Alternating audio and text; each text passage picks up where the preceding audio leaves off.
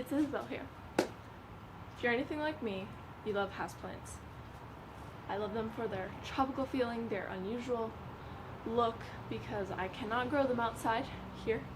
Idaho is where I live, is zone 7, and so I plant for things that are in zone 6. They go up, are hardy to zone 6. So most plants, palm trees, cactus, succulents, a lot of them that we find at nurseries, grocery stores, are not adapted or grown in my zone. So what do? I go each summer and transition them outside. I like to use them as decor, so that's really fun. So I want to share some of the things that my mom does and that I do every year, just to give the outdoor spaces some fun container gardening in a way. So right here we have some cactus and some aloe, and then fan palm, another cactus. Most of these plants that we have outside are going to tolerate some part shade, but what we try to do is we try to keep them in, or I guess they will tolerate, sun. Most of the time, especially in the house, you want to do really bright sun, but for outside, it's a lot harsher. So we usually have them in a covered area or an area that gets afternoon shade, so they're protected from the really hot sun. So in the summer, or in the spring, early spring, when the nighttime temperatures are consistently 50, that's what I look for, consistently 50 degrees Fahrenheit, I transition them outside. I'll have them outside during the day, bring them in, transition them for about a week, and then I'll leave them outside during the night, all 24 hours. That way, I am avoiding some amount of shock that is a much different environment than inside where I've had them through the winter.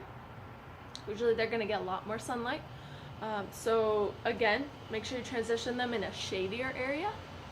And then when it comes fall, when my temperatures are backing off at night and it's becoming colder, I have to move them back in. So a few things I like to do. Number one is to make sure everything is fully watered so that I can let it drain outside. Just fully saturated for cactus, succulents, all the palm trees, everything, so I can keep the mess outside.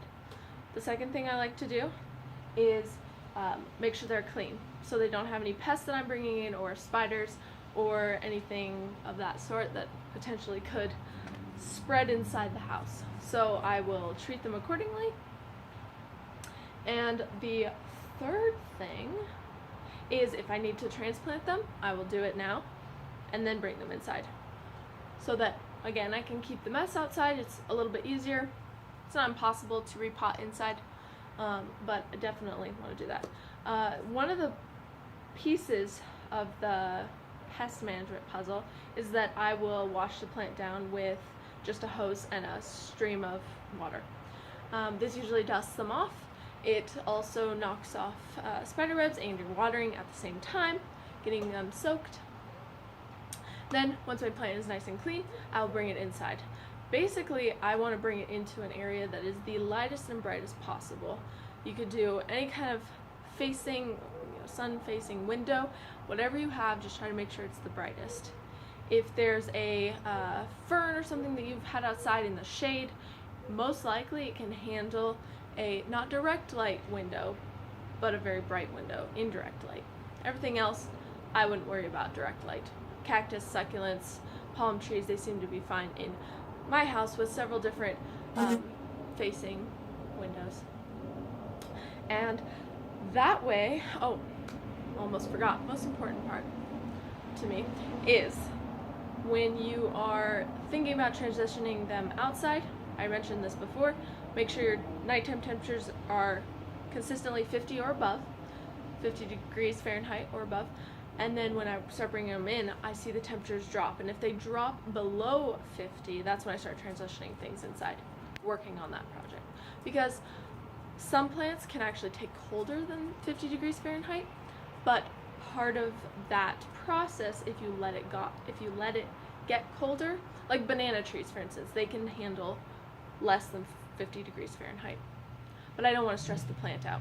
And if I have dropping temperatures, fluctuating temperatures where it gets hot during the day, really cold at night.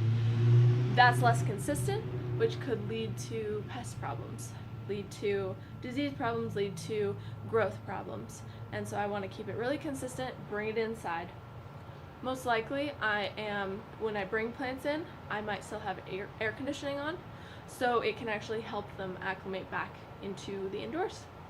But if you've got heat on, just make sure that it's not near a heat vent and just getting dried out by the heat vent.